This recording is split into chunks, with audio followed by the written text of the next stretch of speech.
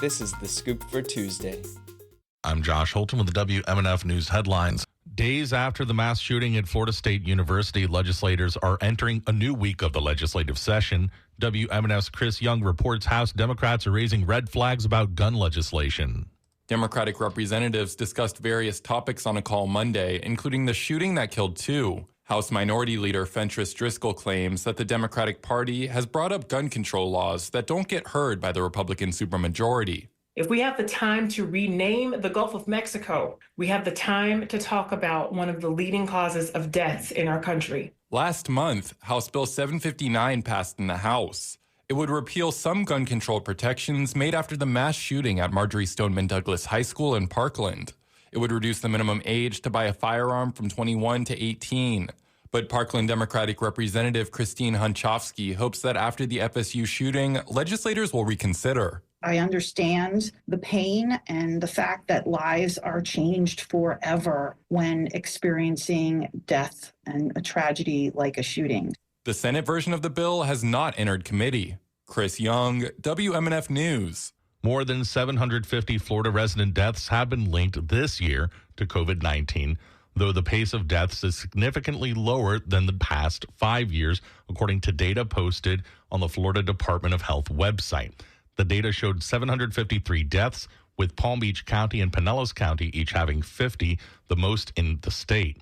The COVID-19 pandemic hit the state early in 2020, with reported 23,300 deaths that year. Department of Health numbers show the deaths totaled 39,800 in 2021, 21,300 in 2022, 8,400 in 2023, and 6,000 in the last year. A new national report shows Florida has expanded school mental health services, but meets just a quarter of the recommended staffing levels for psychologists. Tramel Gomes reports.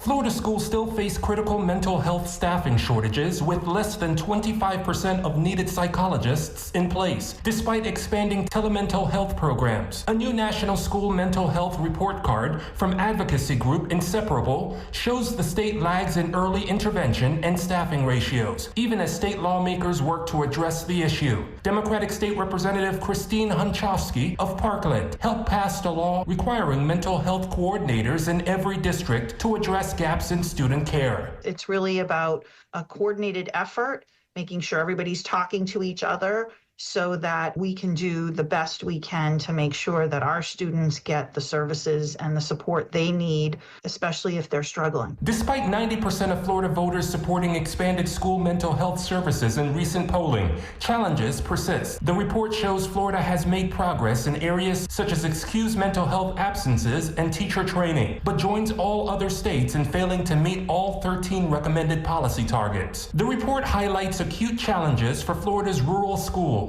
where mental health access lags behind urban districts. Caitlin Hochul is Inseparable's Vice President for Public Policy. She cites a proven solution other states have adopted. One of the most effective things states can be doing is expanding Medicaid to cover all eligible students and providing mental health services to all those Medicaid eligible students. So that can help states draw down some federal dollars. While 34 states and Washington, D.C. have expanded Medicaid under the Affordable Care Act, including Republican-led states such as Arkansas and Arizona, the Sunshine State continues to forego nearly $6 billion in annual federal funding that could support school mental health programs, according to the 2025 estimates from Florida Policy Institute. This is Tramel Gomes for Florida News Connection.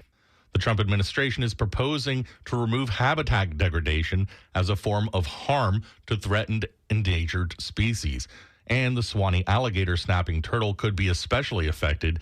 That's because due to a risk of poaching, it doesn't have what's known as a critical habitat designation. Most listed species do. It's what prevents federal agencies from damaging areas they need to survive.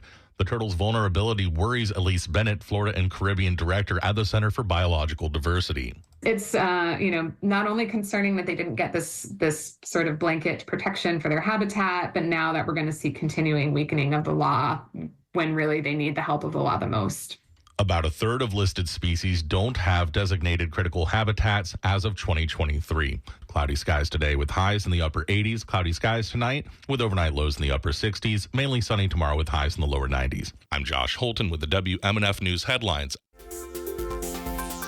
This is The Scoop, recorded at WMNF Tampa.